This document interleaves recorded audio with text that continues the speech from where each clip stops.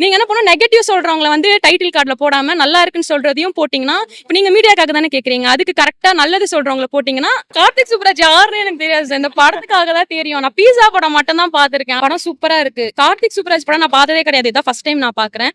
எனக்கு ரொம்ப பிடிச்சிருந்தது. சூப்பரா அந்த ஃபைட் சீன்ஸ்ல இருந்து எல்லாமே ரொம்ப சூப்பரா இருந்துச்சு. பூஜா ஹெக்டே மேம் வந்து ஓன் டப் பண்ணியிருக்காங்க. அது வந்து ஆர்டிஃபிஷியலா பண்ணணும். ஹீரோயின்ஸ் வந்து புதுசா காட்டணும்னு பண்ண மாதிரி இல்ல. சூப்பரா இருக்கு. அது கரெக்ட்டா செட் ஆயிருக்கு உங்களுக்கு அந்த இதுவுமே.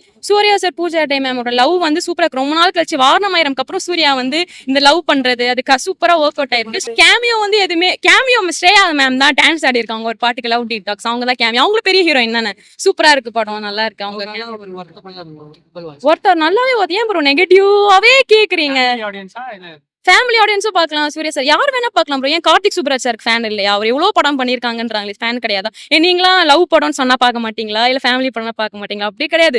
படம் எல்லாம் சூப்பரா இருக்கு. நீங்க என்ன பண்ணணும், நெகட்டிவ் சொல்றவங்கள வந்து டைட்டில் கார்டுல போடாம நல்லா இருக்குன்னு சொல்றதையும் போட்டீங்கன்னா, இப்ப நீங்க மீடியாக்காக தானே கேக்குறீங்க. அதுக்கு கரெக்ட்டா நல்லது சொல்றவங்கள போட்டீங்கன்னா, படம் வாய்ப்பு இருக்கு.